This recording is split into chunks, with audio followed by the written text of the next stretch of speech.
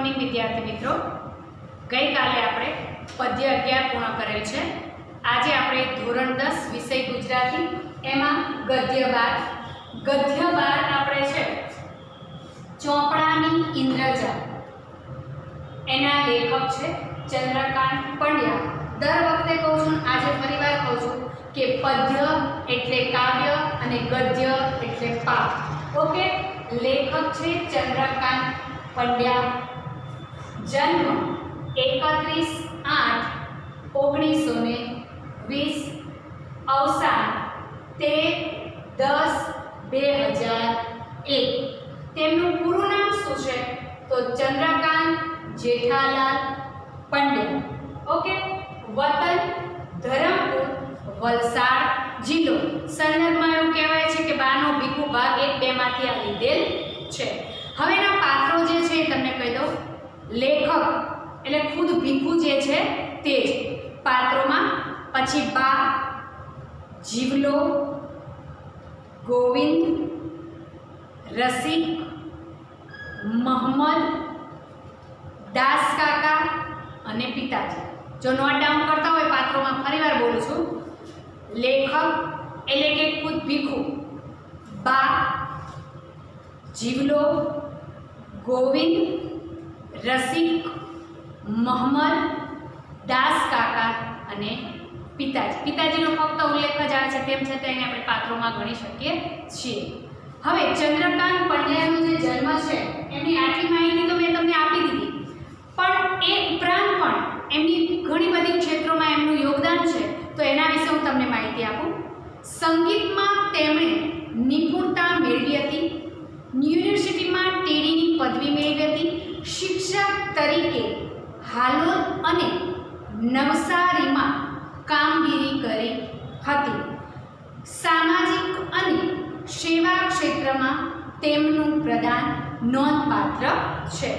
બાનો ભીખુ ભાગ 1-2, સુદામે દીઠી દ્વારામતી, કાઉન્સમાં લખેલું છે, જેની પાસે પાઠ્યપુસ્તકો એને ખ્યાલ હશે। યુરોપ પ્રવાસ, એને શું નામ આપેલું છે? સુદામે દીઠી દ્વારામતીને યુરોપ પ્રવાસ। ત્યારબાદ બીજું છે ઘડીક સંગ શ્યામ રંગનો, તો એને શું નામ આપેલું છે? એમને ઉપનામ આફ્રિકાનો પ્રવાસ। ત્યારબાદ છે વસાહતીઓનું વતન, એને નામ આપેલું છે એમને અમેરિકા પ્રવાસ। તેમના નોંધપાત્ર પુસ્તકો છે। આ એકવાર પરીક્ષામાં પૂછાઈ ગયેલું છે કે ચંદ્રકાંત પંડ્યાનો યુરોપ પ્રવાસ એનું બીજું નામ શું છે, અથવા તો કયા નામથી ઓળખાય છે? તો શું આવે? સુદામે દીઠી દ્વારામતી। ઘડીક સંગ શ્યામ રંગનો છે, એની બીજું ઉપનામ શું આપ્યું છે? તમે શું આવે? આફ્રિકાનો પ્રવાસ। તો આવી રીતે પણ 10મા ધોરણમાં લેખક પરિચય, કવિ પરિચયમાંથી આપણને પ્રશ્નો પૂછાઈ શકે છે, માટે હું તને દરેક વખતે કવિ પરિચયમાં આપું છું અને લેખક પરિચયમાંથી પણ પ્રશ્નો જે રીતના નીકળશે એ રીતના હું તમને કહું છું। તો આટલું તમે યાદ રાખજો, પાઠ્યપુસ્તક હોય અંડરલાઈન કરી દો। સાહિત્યિક પત્રકારત્વમાં પણ તેમનું યોગદાન છે। સાહિત્ય ક્ષેત્રે જે પત્રોની આપ-લે કરવામાં આવે છે, આપણને ખબર છે કે આપણે પત્ર લેખન જ્યાં પ્રેસ હોય ત્યાં આપણે સંવાદ રૂપે લખીએ તો એના ઉત્તર પણ આપે, તો એ રીતે પણ એમને પત્રકારત્વનું પણ કાર્ય કરેલું છે। આમ તો એ શિક્ષક જીવ છે એટલે સાહિત્ય પ્રત્યે વધારે રુચિ હોઈ શકે એ સામાન્ય બાબત છે। હવે આનો જે સારાંશ છે, પાઠમાં શું આવે છે, હકીકતમાં કઈ વાત છે એ આપણે જોઈ લઈએ કે ભીખુ એ બાળપણમાં જોયેલી વ્યાજખોરી અને ગરીબી આ આત્મકથા ખંડમાં રજૂ થઈ છે। આખી આત્મકથા છે એમાંથી એક નાનો એવો અંશ લીધેલો છે, માટે ચોપડાની ઇન્દ્રજાળ છે શું છે? આત્મકથા ખંડ। ખંડ એટલે નાનો એવો ભાગ। તો જે બાનો ભીખુ 1-2 છે એમાંથી આ લીધેલું છે, એટલે કે નાનપણમાં ભીખુએ જે વ્યાજખોરી જોઈ છે અને ગરીબી જોઈ છે એ જ આમાં રજૂ કરેલી છે। અહીં સાહુકારો દ્વારા ગરીબ અભણ લોકોનું કેવું શોષણ થતું તેનું ત્રાદર્શક ચિત્ર ઉપજાવ્યું છે। શું કહે છે? સાહુકાર એટલે પૈસાદાર જે વર્ગ હોય ને, ધનિક વર્ગ, એના દ્વારા ગરીબ અને અભણ લોકો જે ભણેલા નથી, અંગૂઠા છાપ છે, એ લોકોની વાત કરે છે। એ લોકોનું કેવું શોષણ આ લોકો કરતા હતા અને ત્રાદર્શક ચિત્ર એટલે કે આપણી નજર સમક્ષ ઊભું થઈ જાય કે અત્યારે હાલમાં જ આ બધી ઘટના બની રહી છે એવું ચિત્ર એમને આબેહૂબ રજૂ કરેલું છે। કોણ લેખક છે? ચંદ્રકાંત પંડ્યા, એમને અહીં આગળ રજૂ કરેલું છે। આવું ગુજરાતમાં જ છે એવું નથી, પણ સમગ્ર ભારતમાં આ પરિસ્થિતિ છે. આ વાર્તા આપણે ગુજરાતની કહીએ છીએ એવું નથી કે ગુજરાતમાં છે, પરંતુ સમગ્ર ભારતમાં આ ઘટના છે. આ પ્રક્રિયા ચાલુ છે કે ધનિક વર્ગ છે એ ગરીબ વર્ગનું શોષણ કરતો રહ્યો છે, કરે છે ને કરતો રહેશે એવું આપણને કહેવા માંગે છે. એક તરફ વ્યાજ પર વ્યાજ ચડાવતા સાવકારો છે, તો બીજી તરફ એ જ સાવકારના દીકરા તરફ વાત્સલ્ય ભાવ દાખવતા દેણદાર લોકો છે. શું કહે છે કે એક તરફ સાવકારો એ ગરીબ લોકોને એટલું બધું શોષણ કરે છે કે એના છોકરાને ખાવા પૂરતું અન્ન પણ નથી રહેતું, તો બીજી તરફ એ જ દેણદાર જેને પૈસા દેવાના છે સાવકારો એની વાત કરે છે કે એક બાજુ એ જ દેણદારો સાવકારના દીકરા તરફ વાત્સલ્ય ભાવ લાગણીનો ભાવ અર્પણ કરે છે એવું અહીંયા આગળ આપણને બતાવે છે. જીવલાની કરુણ સ્થિતિ જોઈને કિશોર ભીખુમાં સૂક્ષ્મ પરિવર્તન આવે છે. હજી 13-14 વર્ષના લેખક છે એટલે કે છે કે કિશોર ભીખુમાં સૂક્ષ્મ પરિવર્તન આવે છે, જેના કારણે એ દેવાના ચોપડા ફાડી નાખીને કરજમાંથી મુક્ત કરે છે. એમનામાં લેખકમાં એટલું બધું પરિવર્તન આવી જાય છે. આ જે દેણદાર છે એની લાગણીને ભાવ જોઈને કે પોતાના પિતાજીએ જે લેણાના ચોપડા લખેલા છે ને વ્યાજના, એ ચોપડા એ ફાડી નાખે છે અને દરેક લોકો જે વ્યાજમાં સપડાયેલા હોય છે એ લોકોને વ્યાજમાંથી મુક્ત કરી નાખે છે. હવે વસૂલાતની ઇન્દ્રજાળમાંથી કેવી રીતે રચ્યા પચ્યા હતા એ નિખાલસતા પાઠનું જમા પાસું છે. પોતાના પિતા અને અન્ય લોકો જે સાવકારો છે જે વ્યાજની ઇન્દ્રજાળ છે ને એમાં કેવા રચ્યા પચ્યા રહેતા હતા એની નિખાલસતા, કોઈ પણ જાતના પાપ વગર, કોઈ પણ જાતની વાત છુપાવ્યા વગર કે મારા પિતાજી છે એટલે આવી વાત ન કરાય એવું કાંઈ પણ છાનું છૂપું લેખકે રાખ્યું નથી. બધું એકદમ નિખાલસતાથી આ પાઠમાં આપણને વર્ણવેલું છે. અહીં ચોપડાની ઇન્દ્રજાળ એટલે કે વ્યાજની એવી જાળ કે જેમાંથી ગરીબ ક્યારેય છટકી શકતો નથી તેનું હૃદયસ્પર્શી આલેખન થયું છે. શું કહે છે કે વ્યાજની તો એવી જાળ રચેલી છે કે ગરીબ એમાંથી ક્યારેય છટકી શકતો નથી અને એનું હૃદયસ્પર્શી આપણા હૃદયને સ્પર્શી જાય એવું સરસ મજાનું આલેખન કરેલું છે. એમાં ચિત્રાંકન અહીંયા લેખકે કરેલું છે. ઇન્દ્રજાળ નામ એટલા માટે આપવામાં આવ્યું છે, ચોપડો છે એની ઇન્દ્રજાળ. ઇન્દ્રજાળ એટલે મામૂલી તમે કરોળિયાનું ઝાડું જોઈ લો તો કરોળિયાના ઝાડામાં માખી કે કોઈ કીડો સપડાય ને તો જલ્દીથી બહાર નીકળી શકતો નથી, કારણ કે કરોળિયાનું ગૂંથેલું ઝાડું છે. એક જગ્યાએ છૂટવાનો પ્રયત્ન કરે તો બીજી જગ્યાએ પગ ભરાઈ જાય અને પગમાંથી છૂટી જાય તો મોઢું ભરાઈ જાય. બરાબર? એટલે કરોળિયાની જેવી ઝાડ છે ને કે એમાંથી માખી કે જીવજંતુ ફસાયા બાદ નીકળી શકતું નથી, તો આ પણ ઇન્દ્રજાળ કરોળિયાની ઝાડ જેવી જ છે કે ક્યારે એમાંથી બહાર નીકળી શકાય નહીં. ઇન્દ્રજાળ ઇન્દ્રએ રચેલી ઝાડ પણ એવી જ હોય કે ઇન્દ્રએ જે માયાજાળ રચી હોય ને એમાંથી કોઈ બહાર નીકળી શકે નહીં. માટે આપણને એવું અહીંયા આગળ શીર્ષક આપવામાં આવ્યું છે કે ચોપડાની ઇન્દ્રજાળ. અહીં મેં તમને ખાલી સારાંશ કહ્યો છે. હવે આપણે પાઠની શબ્દશ સમજૂતી મેળવીએ અને એને સમજવાની કોશિશ કરીએ. પાઠ્યપુસ્તકો એ અંદર ધ્યાન રાખે. ત્યારે સાવકારો, હવે એ વખતની વાત કરે છે એટલે ડાયરેક્ટ આત્મકથા ખંડ છે એટલે વચ્ચેથી જ ક્યાંયથી પ્રસંગ ઉઠાવેલો છે એટલે શરૂઆત આપણે ત્યાંથી જ થાય છે. ત્યારે સાવકારો ગરીબ અને અજ્ઞાન રાની પર જ ખેડૂતોનું શોષણ કરતા હતા. રાની પર જ એટલે કોમ છે, બરાબર? રાની પર જ એટલે કોમ છે એટલે કે એ વખતની વાત છે કે સાવકારો ગરીબ અને અજ્ઞાન એટલે અભણ છે, જે ભણેલા નથી, જેને પૂરતું જ્ઞાન નથી એની વાત કરે છે. રાની પર જ ખેડૂતોનું શોષણ કરતા હતા. સાવકાર એટલે મેં અહીંયા લખ્યું છે ધનવાન, પૈસાદાર, ધનિક, શ્રીમંત, કોઈ પણ એનો સમાનાર્થી આવી શકે. એટલે એ લોકો ગરીબ અને અભણ જે રાની પર જ કોમ હતી ને ગરીબની એનું શોષણ કરતા હતા. એ પંચમહાલ જિલ્લા બાજુની રાની પર જ કોમની અહીંયા વાત કરવામાં આવેલી છે. ઋણ રાહતનો ત્યારે કોઈ કાયદો નહોતો. ઋણ એટલે કરજ, એને લખ્યું છે ઋણ એટલે દેવું, કરજ, બરાબર? એટલે કે એ વખતે ઋણ દેવામાંથી મુક્ત થવાનો કોઈ એવો કાયદો ઘડાયેલો નહોતો. ત્યારની આ વાત કરેલી છે. તેમાં દેશી રાજ્યમાં તો આવા શોષણખોરોને ઘી કેળા હતા. એ વખતે દેશી રાજ્ય રજવાડાઓ હતા એટલે જ્યારે આવા શોષણખોરો કોઈને વ્યાજમાં રૂપિયા ફેરવતા થઈ જાય ને એટલે એમને તો ઘી કેળાને ખૂબ જ સુખ સમૃદ્ધિ હોવી. ઘી કેળા હોવા એટલે ખૂબ જ સુખ સમૃદ્ધિ હોવી. આ રૂઢિપ્રયોગ પણ છે કે ઘી કેળા હોવા સમૃદ્ધિ હોવી. કારણ કે વ્યાજમાં પૈસા આવે એટલે પછી શું છે કે એને ક્યારેય વ્યાજમાંથી મુક્ત જ ન થઈ શકે. બિચારો 200 ચૂકવવા આવે ને તારે એમ કે હવે તમારે 200 બીજા ચડી ગયા છે વ્યાજના, એટલે આમ નામ વ્યાજનું ચક્ર ફર્યા જ કરે. અને જેણે ધીરધારનો ધંધો કર્યો છે શેઠે, એ તો પોતે બેઠા બેઠા જ ઘી કેળા આરોપતો હોય છે. ખૂબ જ સુખ સમૃદ્ધિ એને હોય છે. એના ચોપડે ક્યારે બિચારો ક્યારે વ્યાજમાંથી મુક્ત ના થાય અને આ રીતે કલમમાંથી ક્યારે સ્યાહી ખૂટે નહીં. બસ 200 રૂપિયા ઉમેરતા જાય. એ લોકોને હંમેશા ઘી કેળા હતા. રાજા અને અમલદારોના જુલ્મને ચડી જાય એવી આ શરીફ ડાકોની લૂંટ ગરીબ પ્રજાના હાડ માંસને ચૂંટવામાં જરાય અરેરાટી નહોતી અનુભવતી. શું કહે છે? રાજા અને અમલદારો તો સારા, પણ એના જુલ્મ એટલે અત્યાચાર. જુલ્મ એટલે શું થાય? અત્યાચાર. એના અત્યાચારને પણ ચડી જાય ને એવા શરીફ ડાકોની લૂંટ આ ગરીબ પ્રજાઓના હાડ માંસને ચૂંટતા જરાય અરેરાટી અનુભવતી નહોતી. એટલે શું કહેવાય? શરીફ એટલે આપણે બહુ શરીફ ના થઈશ. શરીફ એટલે પ્રામાણિક, ઈમાનદાર.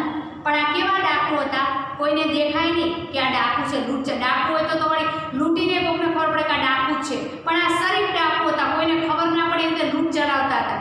પ્રામાણિક ડાકુની એવી લૂંટ હતી કે ચોપડાની ઉપર લૂંટ ચલાવતા હતા એટલે કોઈને ખબર પડે નહીં. અને હાડમાસને ચૂંટતા હતા. હાડમાસને ચૂંટવા એટલે કે એનું શોષણ કરતા હતા.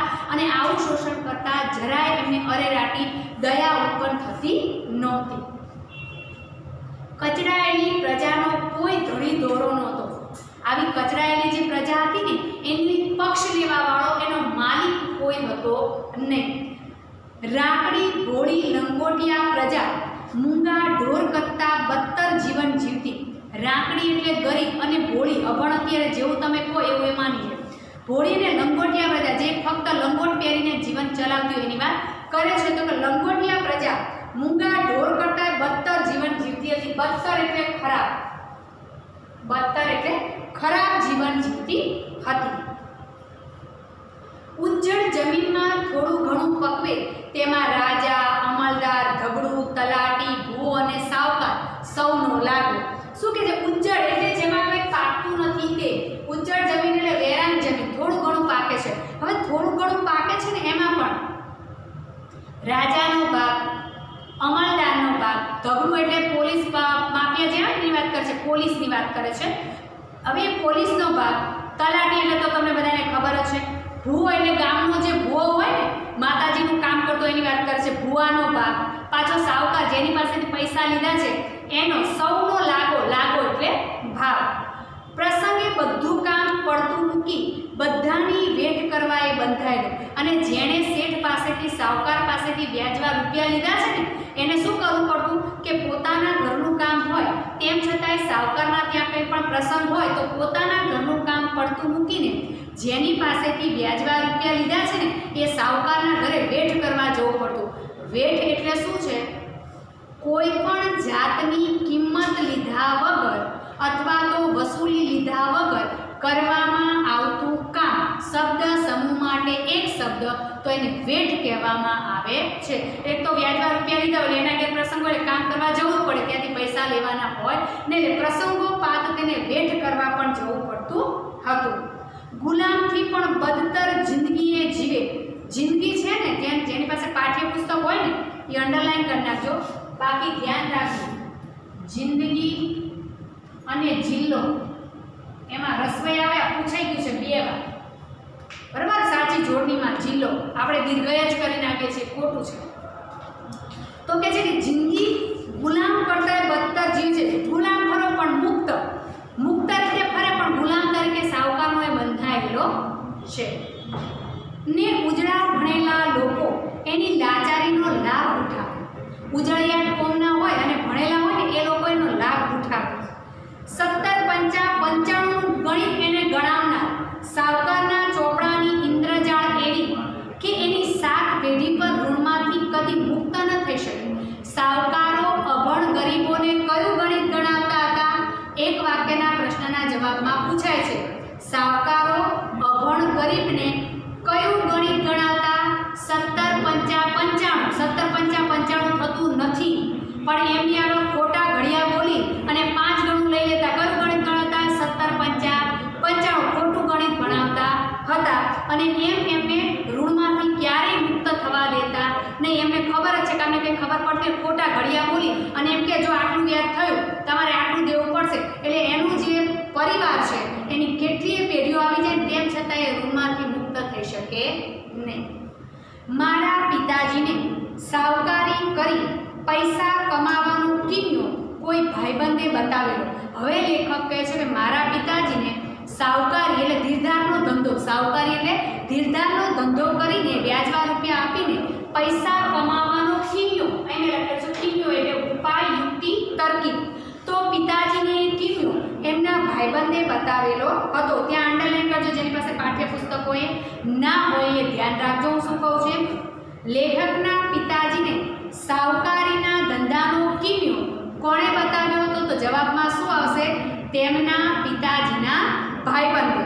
ત્યારબાદ એટલે લોભે લોભે ખેતી સાથે ધીરધારનો ધંધો પણ કરતા. પિતાજી ખેતી તો કરતા પણ સાથે સાથે વ્યાજ વટાવ ધીરધારનો ધંધો પણ કરતા હતા. પિતાજીને હાવકાર કહીને સૌ બોલાવો. પિતાજીને, લેખકના પિતાજીને હાવકાર, હાવકાર એટલે સાવકાર, હાવકારી તો તળપદો શબ્દ છે, એટલે કે પિતાજીને સૌ સાવકાર કહીને બોલાવતા. તમારે એક વાક્યના પ્રશ્નના જવાબમાં આવે છે લેખકના પિતાજીને સૌ શું કહીને બોલાવતા હતા? તો જવાબમાં આવશે લેખકના પિતાજીને સૌ હાવકાર કહીને બોલાવતા હતા. પિતાજીનું મૃત્યુ થયું. જમીન ગણો તે ખેડનાર કે તેની દેખભાળ કરનાર કોઈ રહ્યું નહીં. ગણો એટલે ભાડે જે ખેડે છે એની વાત કરે છે.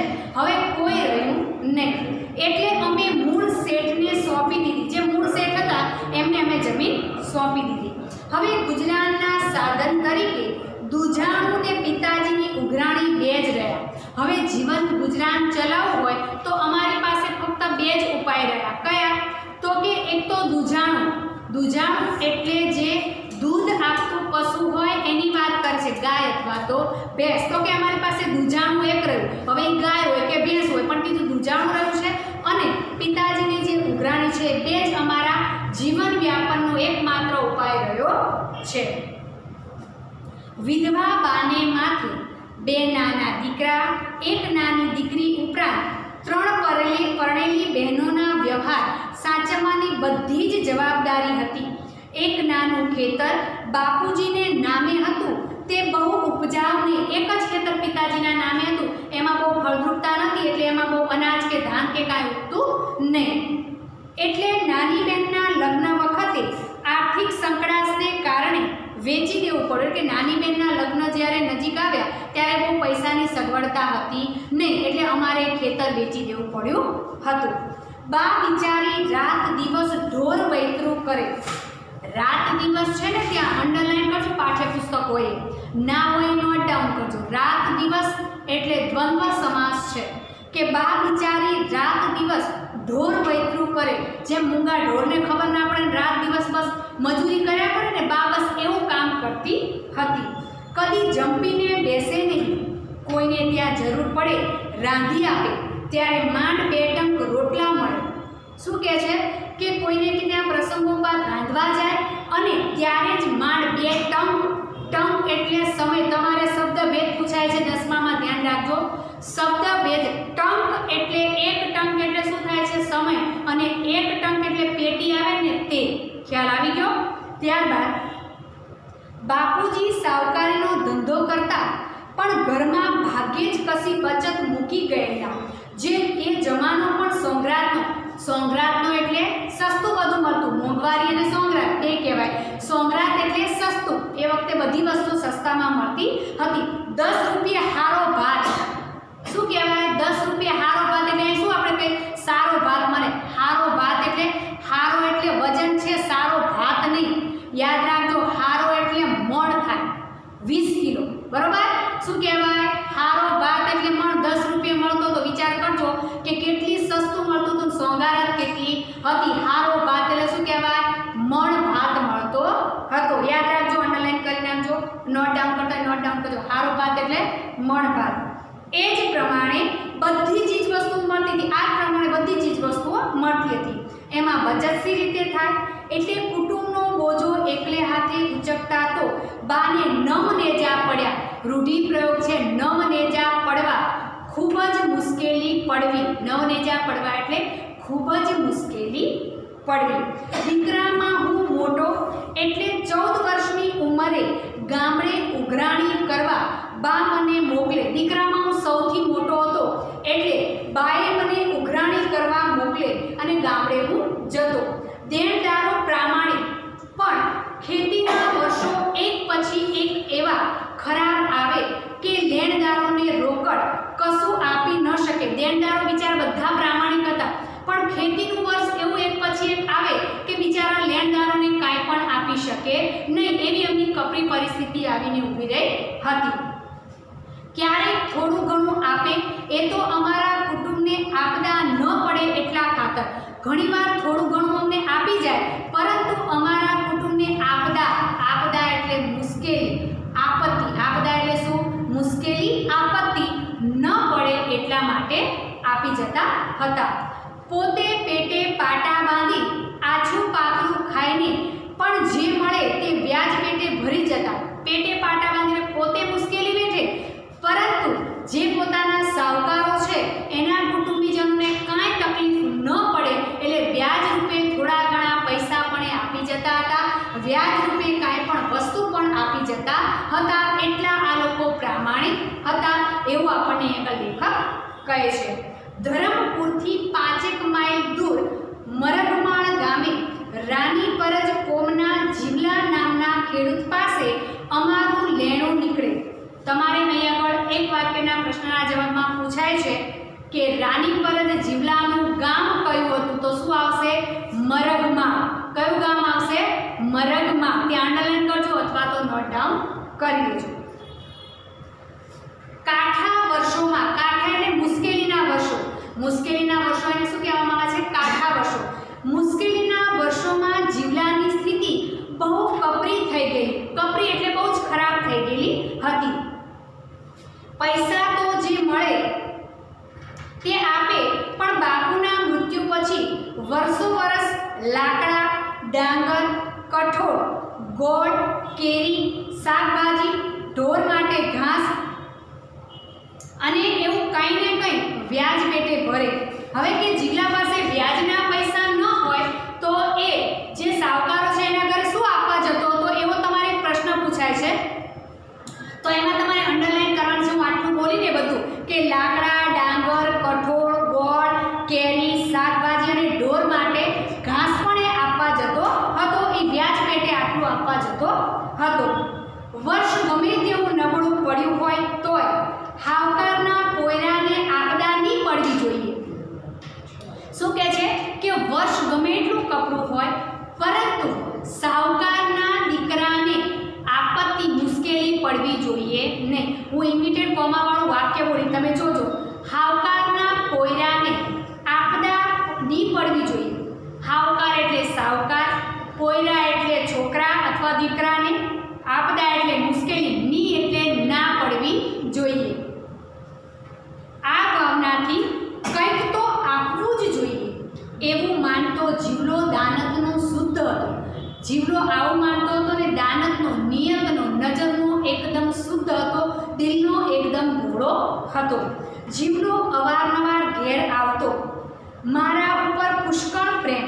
લેખક કે અવારનવાર જીવલો અમારા ત્યાં આવતો અને મારા ઉપર એને પુષ્કળ હેત હતું.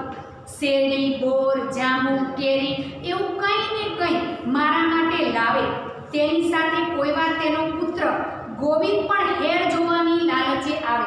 અહીં પણ અંડરલાઈન કરી નાખજો કે જીવલાની સાથે એનો પુત્ર ગોવિંદ શા માટે આવતો હતો? તો જીવલાની સાથે એનો પુત્ર ગોવિંદ હેર જોવાની, હેર કરીને પછી કાઉન્સમાં લખવાનું શહેર જોવાની લાલચે આવતો હતો. કઈ લાલચે આવતો હતો? હેર એટલે કે શહેર જોવાની લાલચે આવતો હતો. શહેર એટલે શહેર લખવાનું છે. શહેર જોવાની લાલચે આવતો હતો. લંગોટી ને મેલું, જીર્ણ ડગલું એ એનો પોશાક. શું પહેરેલું હોય? તો કે એકદમ જીર્ણ ડગલું, મેલું પહેરેલું હોય. ડગલું એટલે નાનું ટૂંકું જે કેરી હોય એને ડગલું કહેવાય. લંગોટી, લંગોટી એટલે લંગોટ વાળેલી હોય નાની, એને કહેવાય છે. એ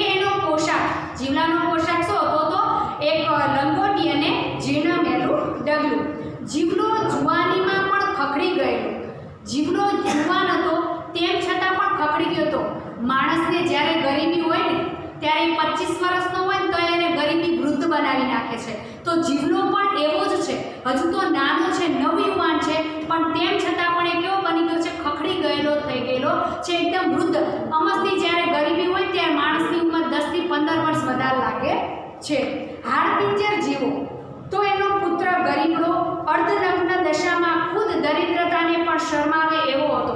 તમે જો કેટલી અતિશયોક્તિ લેખકે અહીંયા આગળ કરી છે કે એનો દીકરો ગોવિંદ તો કેવો તો એકદમ ગરીબડો અર્ધનગ્ન દશામાં, લંગોટી પહેરી હોય તો ઉપલું ડગલું એને હોય ને ઉપલું એને ડગલું પહેરવા પણ હતું નહીં. અર્ધનગ્ન દશામાં તો ગરીબાઈને પણ શરમાવે ને એવી અવસ્થા જીવલાની હતી. અહીંયા પણ અતિશયોક્તિ લેખકે વાપરી છે કે ગરીબાઈને પણ શરમાવે એવી જીવલાની હાલત હતી. અહીં મને એક પંક્તિ યાદ આવે છે. ખરેખર આ જમાનામાં અત્યારે શું થઈ રહ્યું છે, લેખક એવું કહેવા માંગે છે ગરીબોના કુબામાં, છે ગરીબોના કુબામાં તેલનું ટીપું દોયલું ને શ્રીમંતોની કબર પર ઘીના દીવા થાય છે. કરશનદાસ માણેકની આ પંક્તિ આગળ પરફેક્ટ મેળ બેસે છે, બરોબર ને? ગરીબોને તેલનું ટીપું નસીબમાં નથી હોતું અને શ્રીમંતોની કબર પર જ્યાં કોઈ ઘી લેવાય નથી જવાનું, બરોબર ને, ત્યાં ઘીના દીવા થાય છે. જ્યારે આ ગરીબી તમે જુઓ તો ગરીબાઈને શરમાવે એવી જીવલાની પરિસ્થિતિ છે.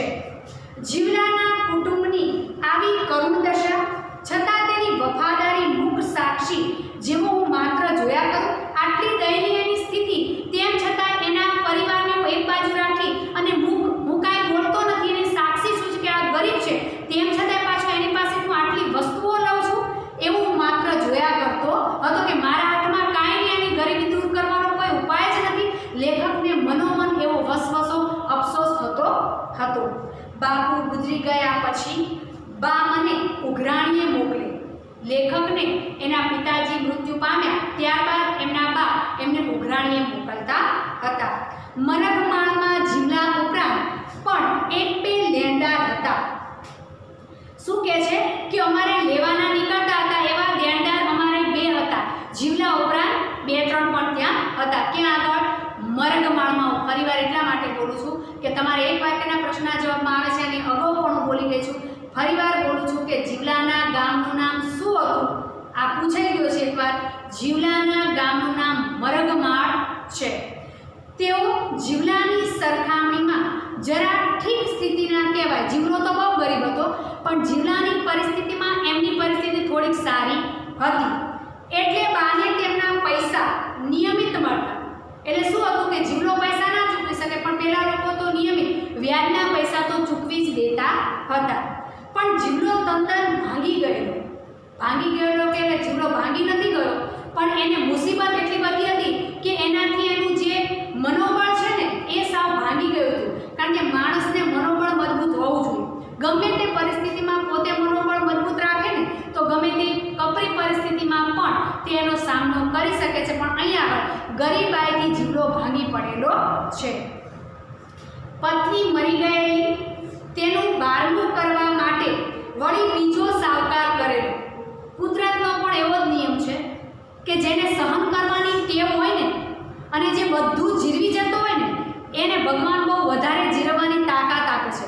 એક તો ગરીબ છે, સંતાન છે, વ્યાજમાં ડૂબેલો છે અને એક સહારો એની પત્નીનો હતો તો પત્ની પણ મૃત્યુ પામે છે. વ્યાજ તો હતું જ, હવે પત્ની મૃત્યુ પામી છે તો લોકલાજેનું 12મું કરવા માટે થઈ અને 12મા માટે થઈને બીજો સાવકાર કરે છે. એટલે જીવલા ઉપર કડક ઉઘરાણી થાય. ગમે તેમ તો એને પૈસા કાઢવા માટે એના જે લેણદાર છે બધા શું કરે? કડક ઉઘરાણી કરે, દાબ દબાવણી આપતા હતા. કોઈની પરિસ્થિતિ જોતું નહીં.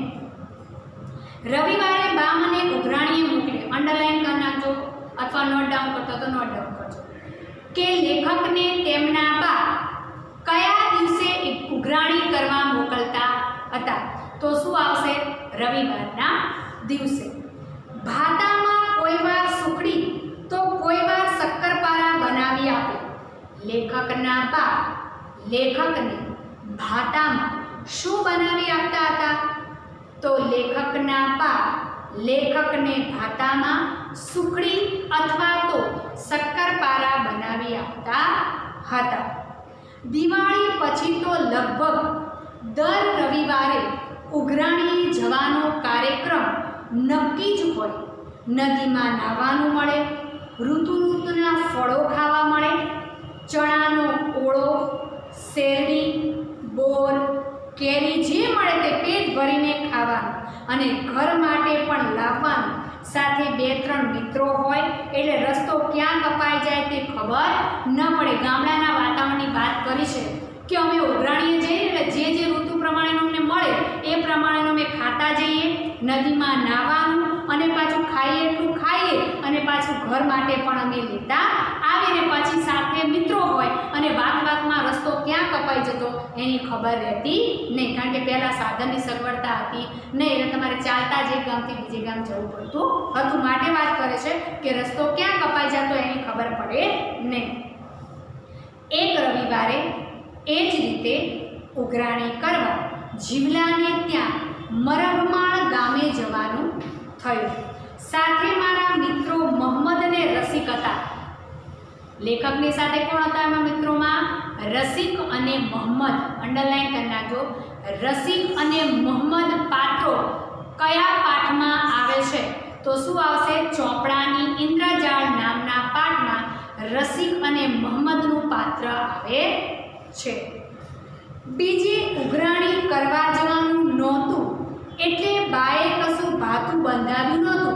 બાને એમ કે જીવલાને ત્યાંથી પાછા જવાના છે એટલે બાએ ભાતામાં એટલે આપણે ત્યાં ટિફિન કહીએ છીએ ને, નાસ્તો, લંચ બોક્સ, એની વાત કરે છે કે બાએ કંઈ ભાતું સાથે બંધાવ્યું નહોતું. પહેલાં આપણે ભાતું કહેતા હતા ને એટલે અંદર ભાવ હતો. અત્યારે લંચ બોક્સ થઈ ગયા, ટિફિન થઈ ગયા એટલે એમાં ભાવ રહ્યો નથી. પહેલાં તો ભાતામાં ફક્ત ડુંગળી અને જાડો રોટલો બાજરીનો કે ઘઉંનો હોય તો એ ખોલીને જમતા હોય ને તો મીઠો અમીનો ઓળકાર આવે. અને અત્યારે તો ભાતામાં આપણે લંચ બોક્સ અને ટિફિન કહીએ છીએ એટલે ભાવના મરી પરવારી છે. ભાતું હતી એટલે ભાવના હતી. અમે જીવલાને ઘેર પહોંચ્યા તો માલુમ પડ્યું કે જીવલો કામ અંગે કશે બહાર ગયો હતો. માલુમ પડ્યું એટલે જાણવા મળ્યું કે કામ અંગે કશે એટલે ક્યાં, કશે એટલે ક્યાં બહાર ગયો છે. બારેક વાગતા આવી પૂગે. જો હું જેટલા સિંગલ ટ્રેડમાં છે ને હું ફરીવાર બોલું છું, એમની ભાષા જે છે ને થોડી અલગ છે. બારેક વાગતા આવી પૂગે એટલે ઘરના સભ્યોએ કીધું કે કામ અંગે ક્યાંક બહાર ગયા છે પણ 12 વાગતા આવી પહોંચશે. પૂગે એટલે આવી પહોંચશે એમ ગોવિંદે કહ્યું. આવું એમના દીકરા ગોવિંદે કહ્યું. એટલે સમયનો સદુપયોગ કરવા અમે એમના ખેતરમાં ઉપડ્યા. એટલે સમયનો સદુપયોગ કરવા માટે અમે એમના ખેતરમાં ગયા. બોડી ઉપરથી સરસ મજાના મીઠા રાંદેરી બોર પાડ્યા, ખાધાને ગજવા ભર્યા. એ કે સમય પસાર કરવા માટે અમે એમના ખેતરે ગયા, વાડીએ ગયા. ત્યાં સરસ મજાના મીઠા રાંદેરી બોર પાડ્યા, ખાધાને ગજવા ભર્યા. મરચીના છોડ ઉપરથી મરચાં તો રીંગણી ઉપરથી રીંગણા તોડીને થેલી ઠાંસીને ભરી. થેલી ઠાંસીને દબાવીને ભરે છે. ગોવિંદે બાવળના દાંતણ કાપી આપ્યા તે લીધા. નદીમાં નાયા. એ કે બાવળના દાંતણ અમને ગોવિંદે કાપી આપ્યા અને નદીમાં નાયા. ને જીવલાની ઝૂંપડીએ આવ્યા ત્યારે જીવલો આવી ગયો હતો. તેણે પૂછ્યું, ભીખલા, બપોર થઈ ગયા, કંઈ ખાધું કે ભૂખ્યો જ? અમે વાડીએ ખેતરમાં ફરીને આવ્યા ત્યારે જીવલો એના ઘરે એની ઝૂંપડીએ આવી ગયો હતો. એટલે કે પૂછે છે કે ભીખલા, હું નાનો હતો એટલે મને નામ દઈને જ કહે છે કે ભીખલા, બપોર થઈ ગયા, કંઈ ખાધું કે ભૂખ્યો જ? ભૂખ્યો જ એવું કહે છે, કંઈ ખાધું છે કે ભૂખ્યો જ છે? ડોસીએ હું બાંધી આવેલું છે, એવો શબ્દ વાપરે છે. ડોસીએ હું બાંધી આવેલું છે. મેં કીધું કે ભાષા અલગ પડે છે કે તારી બાએ શું બાંધી આપ્યું છે? મેં કહ્યું કે અમે તરત પાછા જવાના હતા એટલે ભાતું નથી લાવ્યા. એટલે લેખક કે અમે તરત પાછા જવાના હતા એટલે અમે ભાતામાં કંઈ જ લાવ્યા નથી. જીવલો કહે, કોઈના ભૂખ્યો તો ની જ જવા દેવ. તમે જો ગરીબ ઘર છે પણ એનું મન ગરીબ નથી. શું કહે છે કે છોકરા, એમ તને ભૂખ્યો તો ની જ જવા દો. ની જ એટલે નહીં જ જવા દો. અહીંયા આગળ એનું ઘર ઘર ગરીબ બતાવ્યું છે પણ એનું મન ગરીબ બતાવ્યું નથી. તમે જુઓ એનું દિલ કેટલું ઉદાર છે, ભલે ઘરમાં જે હોય તે, પણ એમ કહે છે કે તને ભૂખ્યો તો નહીં જ જવા દઉં. દાળ ચોખા આપું તે ખીચડી બનાવી ના. શું કહે છે કે તમે અમારા સાવકાર કહેવાય, એટલે અમારું રાંધેલું કદાચ તમે ખાઓ કે ના ખાઓ તો હું તમને દાળ ચોખા આપું છું, તમે ખીચડી બનાવી નાખો. ખીચડી કે દાળ ભાત મને બહુ ભાવે નહીં. શું કહે છે? ખીચડી કે દાળ ભાત. દાળ ભાત નીચે અંડરલાઈન કરવી હોય તો કરી નાખજો, ત્યાં દ્વંદ્વ સમાસ આવશે. મને બહુ ભાવે નહીં. એ કડાકૂટ કોણ કરે? કડાકૂટ એટલે એવી માથાકૂટ કોણ કરે? એટલે ના પાડી. પણ જીવલો એમ સાનું માને? મેં કીધું ને એનું મન અમીર છે, ઘર ગરીબ છે પણ એનું મન અમીર છે. જીવલો એમ માને એવો નહોતો. ભીખલાને હીરો બહુ ભાવે. ભીખલો એટલે લેખક, લેખકને શીરો બહુ ભાવે. એમ કહી ગોવિંદને મોકલી ક્યાંકથી ગાયનું પાસે ઘી મગાવ્યું. પાસે એટલે 100 ગ્રામ. મોટી દીકરી પાસે ચોખા દળાવ્યા. મોટી દીકરી હતી એની પાસે ચોખા દળાવી લીધા. થોડો ગોળ કાઢીને આપ્યો. 3 પથ્થર મૂકી ચૂલો બનાવ્યો. પછી કાંસાના તાસામાં લાકડાના તવાથી આવડે એવો શીરો મેં બનાવ્યો. પછી 3 પથ્થર ગોઠવીને એનો ચૂલો બનાવ્યો અને તાસું આપ્યું, એમાં લાકડાના તાવેતાથી જેવો આવડે એવો મેં શીરો બનાવ્યો. જીવલો કેળના પાન કાપી લાવ્યો. જીવલો શું કહે છે કે કેળના પાન કાપી લાવે છે અને ગોવિંદે થોડા કાંદા સમારી આપ્યા. કાંદા એટલે કે ડુંગળી. અને અમે 3 જણા શીરો ખાવા બેઠા, એટલે રસિક, મોહમ્મદ અને લેખક. પ્રેમનો શીરો એનો આનંદ વળી ઓર જ હોય. શું કહે છે કે આ તો પ્રેમનો શીરો હતો, ગરીબના ઘરનો છે, પણ ઉત્સાહથી, પ્રેમથી અમને જે સાધન સામગ્રી આપી છે એ ઉત્સાહથી મેં બનાવ્યું છે, એટલે આ પ્રેમનો શીરો છે ને ખાવાનો આનંદ વળી કંઈક ઓર જ હોય છે. અમે ધરાઈને ખાધું, અમે ધરાઈને ખાધું. અમે જવા નીકળ્યા તે પહેલાં જીવલાને પૂછ્યું, જીવલા થોડાક પૈસા આપશે કે? ત્યાં અંડરલાઈન કરી નાખજો. આ વાક્ય કોણ બોલે છે? તો લેખક. જીવલા થોડાક પૈસા આપશે કે? આ વાક્ય કોણ બોલે છે? તો જવાબમાં આવશે લેખક. અથવા તો લેખકને પણ પૂરું લખો કે ચોપડાની ઇન્દ્રજાળના લેખક બોલે છે તો પણ ચાલે. પૈસાની જોગવાઈ તો હમણાં નહીં થવાની. હવે આ પણ પૂછાઈ શકે કે પૈસાની જોગવાઈ તો હમણાં નહીં થવાની, આ વાક્ય કોણ બોલે છે? તો શું આવે? જીવલો. તો કે પૈસાની જોગવાઈ તો હમણાં થશે નહીં. એમ જીવલાએ લાચારી વ્યક્ત કરી, પોતાની ગરીબાઈ, પોતાની મજબૂરી વ્યક્ત કરે છે. એટલામાં ગોવિંદ વાડામાંથી વાલોડને રીંગણા લઈ આવ્યો. આટલી વાત ચાલતી હતી ત્યાં ગોવિંદ વાડામાંથી રીંગણા અને વાલોડ લઈને આવે છે. પણ અમારી થેલી તો ભરેલી હતી ને મૂકવા ક્યાં? લેખક કે અમારી થેલી તો પહેલેથી જ ભરેલી હતી, મેં વાડામાંથી રાંધેલી બોરને આંટે બધું લઈને આવ્યા હતા, એનાથી જ થેલી ભરેલી હતી. હવે આ વાલોડ અને રીંગણા મૂકવા ક્યાં? મેં જીવલાને એકાદ થેલી હોય તો આપવા કહ્યું. મેં જીવલાને કહ્યું કે એકાદી થેલી હોય તો આપને. તો જીવલાએ કહે, બોડીને તાવળી કાંકી કેવી? આ કહેવત છે કે ગરીબ હોય એને ત્યાં કોઈ સમૃદ્ધિ મળે નહીં, એવો એનો અર્થ થાય. બોડી હોય એટલે કે વાળ જ માથે ના હોય, એને ત્યાં કાંસકી હોય. માથે વાળ હોય તો કાંસકી હોય, વાળ જ ના હોય તો કાંસકી શું કરવાની હોય? એટલે કે અમારા જેવા ગરીબને તેમ થેલી માંગો છો, અમારે સમૃદ્ધિ જ ના હોય, પૈસા જ ના હોય, થેલીનું શું કામ હોય? એટલી વસ્તુ લેવાય જવાનું ના હોય, એવો આગળ જીવલો કહે છે. જ્યાં ત્યાંથી ફાટેલો કટકો શોધીને આપ્યો, તેમાં વાલો રીંગણા બાંધ્યા અને અમે ચાલી નીકળ્યા. હવે અહીંયા આગળ આપણે આટલું જોયું કે જીવલો જે છે એને ફાટેલી થેલી અને એમાં રીંગણા અને વાલો ભરીને આપે છે. અહીંયા સુધી આપણે પાઠની સમજૂતી રાખીએ.